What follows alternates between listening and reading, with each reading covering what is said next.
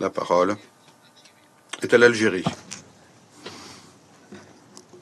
Madame Présidente, Madame la Présidente, à l'entame de mon propos, permettez-moi de féliciter le Guyana pour sa présidence du Conseil ce mois-ci. we want to commend Nous voulons également nous féliciter de la présidence efficace assumée le mois dernier par la Grèce. Madame la Présidente, lors de notre dernière réunion, qui s'est tenue le 28 mai, je me suis longuement exprimée au sujet du docteur Ala Al-Najjar. Souvenez-vous.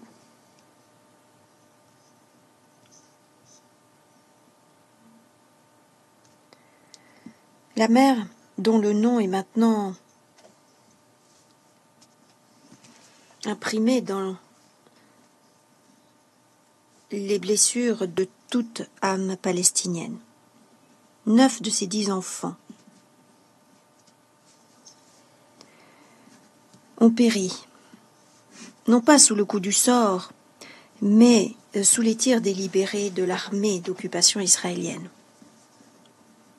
J'ai alors posé une question. Si son mari, Hamdi, se réveille, que lui dira-t-elle? Aujourd'hui, nous le savons. Il ne reparlera jamais. Il ne pourra plus jamais entendre quoi que ce soit. Il est parti. Le docteur Hamdi a succombé à ses blessures dimanche dernier. Et cette question insupportable n'effleurera jamais ses lèvres.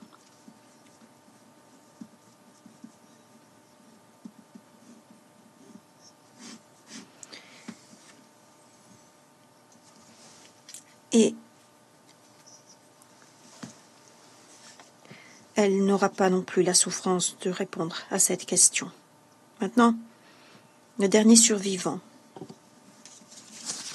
Adam, a 10 ans. Il est suspendu entre la vie et la mémoire de ce qui était autrefois une famille heureuse.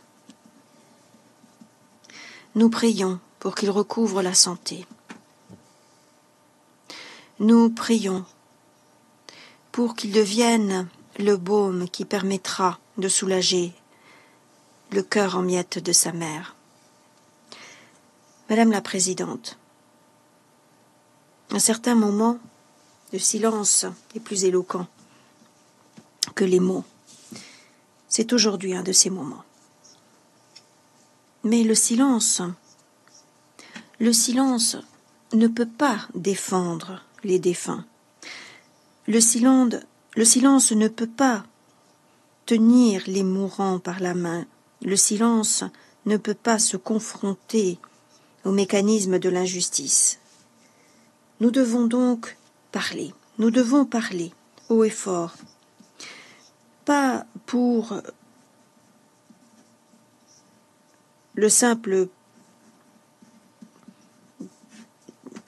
pas mû par le simple effort de présenter des positions, mais pour la mémoire, pour notre conscience morale et pour l'esprit humain.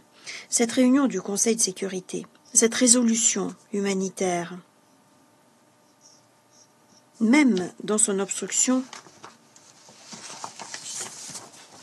du fait du veto, est un miroir. Un miroir qui reflète un multilatéralisme agonisant et l'urgente nécessité de lui redonner vie. Aujourd'hui, les membres élus du Conseil de sécurité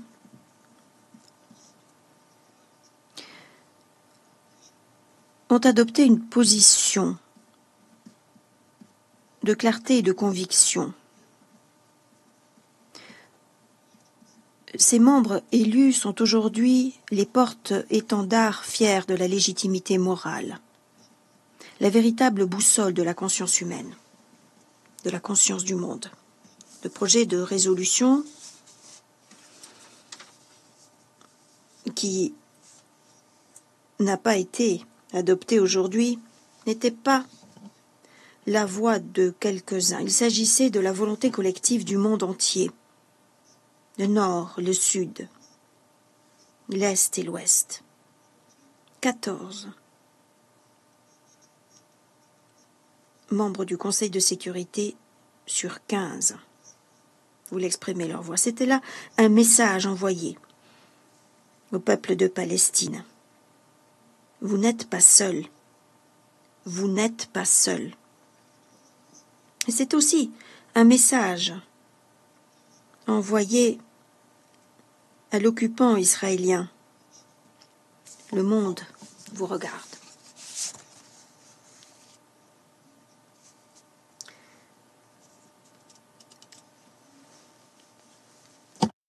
Le bouclier de l'impunité doit tomber.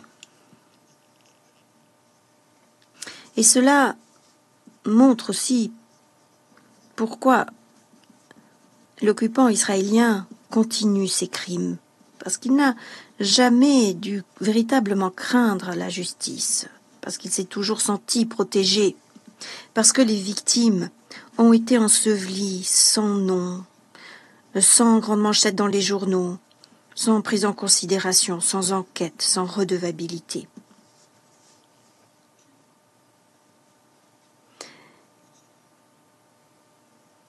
Là où la justice n'est ni recherchée ni attendue. Pour que la mort, le meurtre de ces enfants, pour que le meurtre de ces enfants ne devienne pas un simple passe-temps, le Conseil doit agir pour imposer un cessez-le-feu à Gaza. Pour que la famine ne soit pas légitimée comme arme, le Conseil aurait dû agir pour imposer un cessez-le-feu à Gaza. Pour que les générations futures ne grandissent pas en méprisant le droit international, le Conseil aurait dû agir pour imposer un cessez-le-feu à Gaza.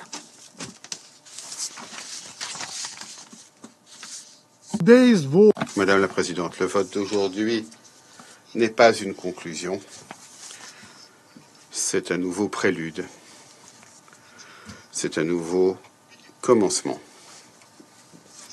Comme l'a dit le président Abdelmadjid Tebboune, l'Algérie n'abandonnera pas la Palestine. Nous l'avons accompagné dans sa douleur et nous serons à ses côtés lors de sa résurrection. Nous ne cesserons de revenir devant le Conseil sans cesse.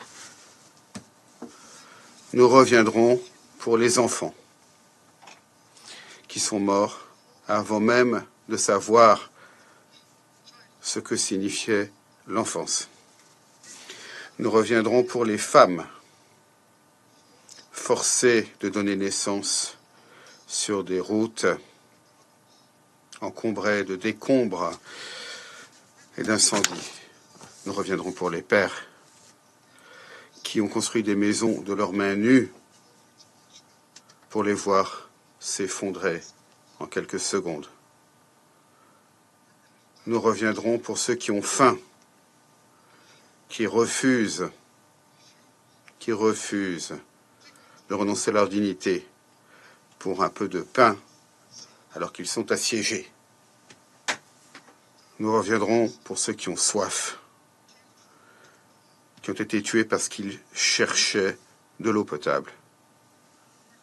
Nous reviendrons parce que les Palestiniens méritent de vivre dans la liberté et dans la dignité. Nous ne sommes pas là Nous ne sommes pas résignés. Nous reviendrons bientôt.